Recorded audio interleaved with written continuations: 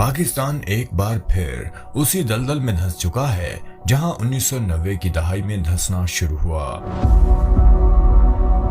Television and we wept with joy. It's been downhill all the way. I cannot forgive her for squandering this second opportunity. She could have made this country. She's given us a very bad legacy. 2 गिलास P और डकार मारा और उसके बाद कहा you must resign. मैंने कहा जी वो ये आपने मुझे पराठे खिलाए, ऑमलेट खिलाया, लस्सी पिलाई, अब आप कहते हैं कि आप रिजाइन कर दें। उन्होंने कहा नहीं आप रिजाइन करें, अगर आप रिजाइन नहीं करेंगे तो मैं आपके चीफ ऑडिटर को पकड़ के जेल में डाल दूं। मैंने उनकी जो ऑफशोर कंपनीज थी उनके बारे में लिखा था। ये लुटेरा इंसान, ये लुटेरा पाकिस्तान की दौलत को लूट कर इसे सरे में महल खरीद लिया है। शरीफ और जरदारी खानदान के चेहरे कौम के लिए नए हैं, ना इनकी हरकत नई। ये गिरोह उस वक्त से पाकिस्तान को घाव लगा रहा है जब पाकिस्तान की आधी से ज्यादा आबादी पैदा भी नहीं हुई थी। 1990 की पूरी दहाई इनकी करप्शन से इबारत है। इस दहाई को आलमी माहिरीन पाकिस्तान का लॉस्ट डेकेड कहते हैं। 1990 की दहाई में जहां भारत, वियतनाम, थाईलैंड और इंडोनेशिया ने तरक्की का सफर किया तो वहीं पाकिस्तान ने तनज़्ज़ुली का। Nawaz Sharif's first run for Prime Minister was in 1990. Financial controversy has dogged his political career. He and party colleagues are said to have been paid money from a state bank for their campaigns. Corruption की बहुतात ने पाकिस्तान के रियासती निजाम को मफलूज कर दिया। Avon fields के flat से लेकर सरे के महल तक और पीली टैक्सी स्कीम से लेकर महंगे IPPs तक कौम इन सब करप्शन केसेस से वाकिफ थी।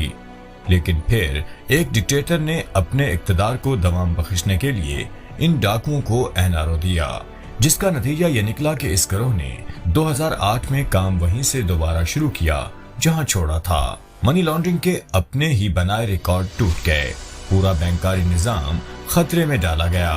चपरासियों और फलूदे वालों के अकाउंट से अरबों रुपए बरामद हुए। तवानाई के शोबे की करप्शन 90 की दहाई को पीछे छोड़ गई।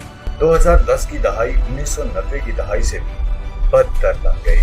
मुल्क की कर्जों में 5 गुना इजाफा हुआ, लेकिन इस सब के बाद भी बस नहीं की गई। 2018 में वज़ीर-ए-आज़म इमरान खान से अव्वल दिन से ये गिरोह NRO की मांग करता रहा, लेकिन इमरान खान इनकारी रहे। जो मर्जी कर ले, आपको NRO नहीं मिलेगा। ये आज मेरे से सुन ले कि जब तक मैं जिंदा हूँ आपको NRO नहीं मिलने लगा। मैंने बार बार आपको कहा कि ये मुझे कोशिश करेंगे, लेकिन मैंने इनको NRO नहीं देना। वज़ीर आज़म इमरान खान ने आज आवाम की टेलीफोन कॉल्स सुनी। मुख्तलिफ सवालों के जवाब में उन्होंने ऑपोजिशन के बारे में कहा कि वो इन चोरों को NRO नहीं देंगे। जब तक जिंदा हूँ NRO नहीं दूंगा।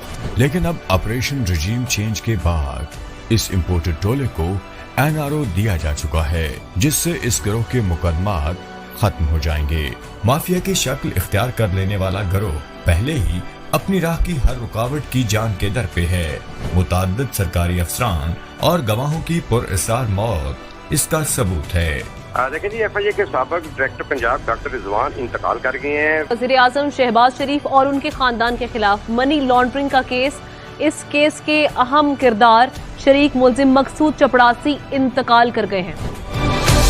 आखिर क्या वजह है कि बार बार शरीफ और जरदारी खानदान को करप्शन के बड़े मुकदमात से रेस्क्यू किया जाता है और फिर इक़्तिदार पर मुसल्लत कर दिया जाता है कि पाकिस्तान को लूटने का सिलसिला वहीं से शुरू करें जहां छोड़ा था।